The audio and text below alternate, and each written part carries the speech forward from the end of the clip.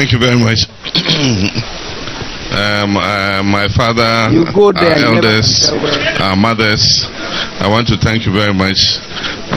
This is not the first time I've come to this palace, and anytime I come, I am very warmly welcomed, because everybody knows that I'm a part of you. We know the relationship between Bimumbes and Gonjas, and anytime I come, Chief has some quite good advice for us. I want to assure you that we have listened to you. When you are involved in a competition, especially when people are playing football, the one who knows he would win is very patient. The one who knows he's going to lose the match, every whistle of the referee, he wants to fight. And so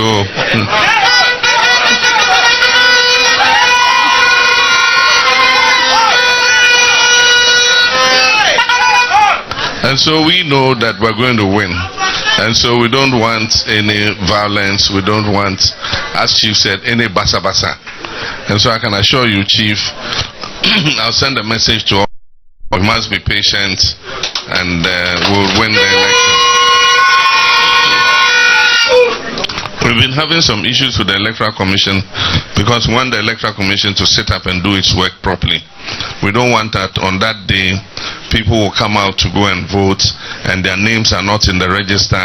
We found some situations where people's names have been transferred out of their constituency. And so on that day, if you go to vote and you find out that your name is not in Bunkpurugu, but they've moved your name to Wale Wale, it is going to be a lot of confusion for people. And that's why we're asking the EC to be sure that the register is clean, and that's why we're asking for an audit of the register. It's nothing new. It has been done before. When Charlotte Osei was the Electoral Commissioner, there are several other instances where the register has been audited to make sure that it is fit for purpose, and that on that day there will be no issues. The Electoral Commissioner, the Electoral Commission is the main body that adjudicates, or it's the arbiter in an election. And on that day, if it doesn't do it works well. That is the kind of situation that can lead to confusion. You remember when we voted in the district assembly elections, as the district assembly elections, the electoral areas are fewer than the polling stations in the general election. Because in the district assembly election, the electoral areas around the whole country are less than 7,000. And so, even in that election, if you remember, half of the country voted on one day, and the other half voted the next day. The general election is more complex. We have 40,000 polling stations. And so, if on that day, EC makes a mistake, and they say some people cannot vote on the same day as the others, can you imagine the amount of confusion it will cause? And that is why we are at them trying to make sure that they set up. It's not that we have any hatred for the commission. We don't have. We know that the chairperson of the commission wants to do the right thing. But we do believe that there are some people in the commission there who, if given the opportunity, they will try to skew things in favor of our opponents. But like you said, we would be patient. We will make sure the electoral process gives us the instruments to police the poll.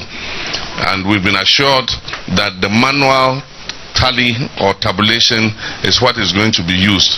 So what it means is that at every polling station we must make sure that the right thing is done, and that our party agents are well trained to make sure that the election is recorded accurately. And in the collation centers, we must be in the collation centers to make sure that the right tally is what is recorded. This time there is another layer, which is the regional collation centers. There too we must make sure that the right thing is done, so that eventually the Electoral Commissioner would have no difficulty, declaring and announcing at the end of the whole process that NDC has won the election and that John Dramani Mahama is the president-elect.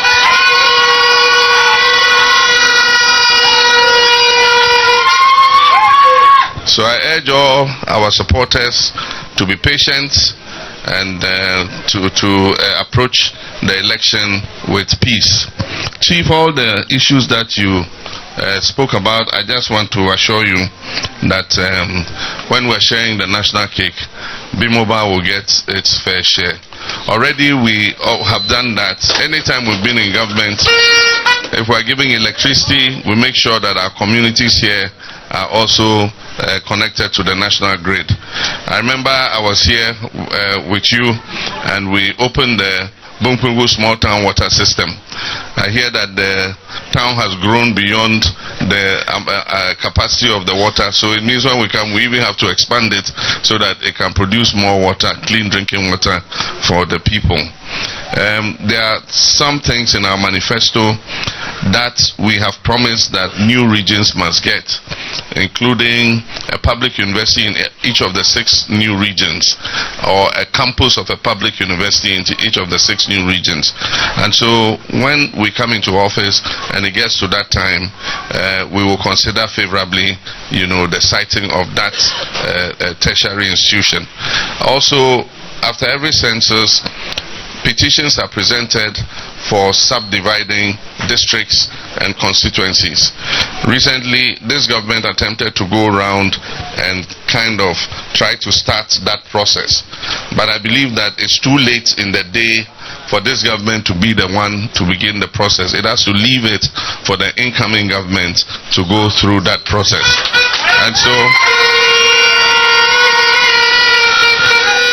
And so my hope is that when we come into office, if you present a petition, it normally goes before a committee that will look at the population size, it will look at the viability of the district or the constituency, and then eventually it will take a decision on how to redemarcate the districts and the constituencies.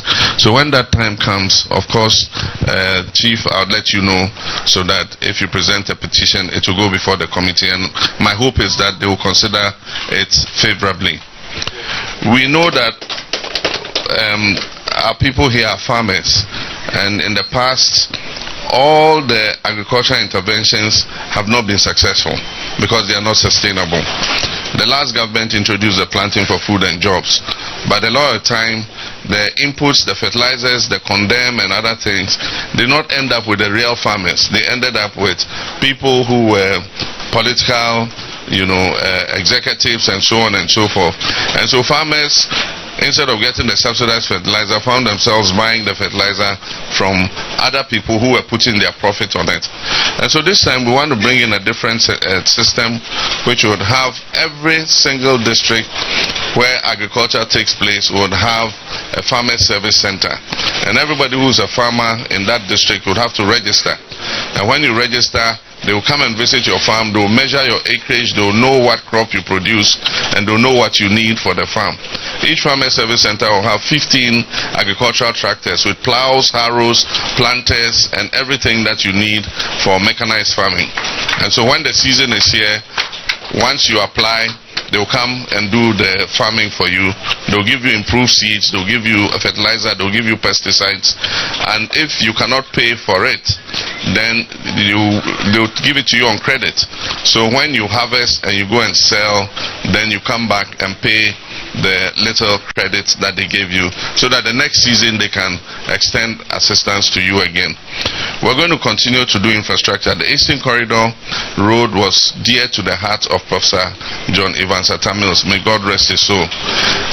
We did part of it during our time, but it is a long stretch. It is almost 700 kilometers long. And so even though we did our best, we did a lot of stretches of it. We didn't finish before we left office. And our thinking was that our colleagues will come and continue and finish it. Unfortunately, they have not done so. And so when we come, that is going to be one of our priorities in terms of the road network. Doing the road from Nakwanduri to Kulungungu, and then continuing from Nakwanduri right down to Tema Runabout. We'll finish that whole stretch, so that instead of going through Tamale, Walwale and Tamale, you just go down through Bimbila, through Damanko, Nkwanta, and then straight on to Accra. Aside from that, we also we're working on the Waliwali Bunkpurugu road. We finished the Waliwali to Nalirgu section. We awarded the contract for the Nalirgu to Blakanduri to Bunkpurugu section, but we left office before we could finish it. This government came and terminated the contract. My understanding was that they were going to investigate it, and afterwards they will let the contractor come back to site. Unfortunately, that didn't happen. So it is like God's destiny that NDC should be the one to come and finish that road. And so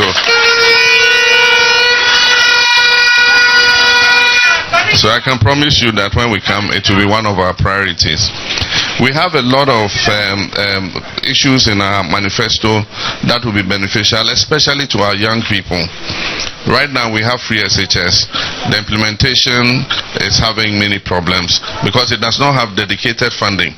So NDC says that when we come, we're going to create a dedicated funding source for free SHS so that the money will be available, it will be released on time so that we can improve the efficiency of the free SHS, so that we stop the double track, we improve the quality of the food that our children get in the secondary schools. But in addition, the children finish secondary school, and when they have to go to tertiary institutions like nursing training, teacher training, agricultural college, universities, and so on and so forth, they suddenly find that they have to start paying fees.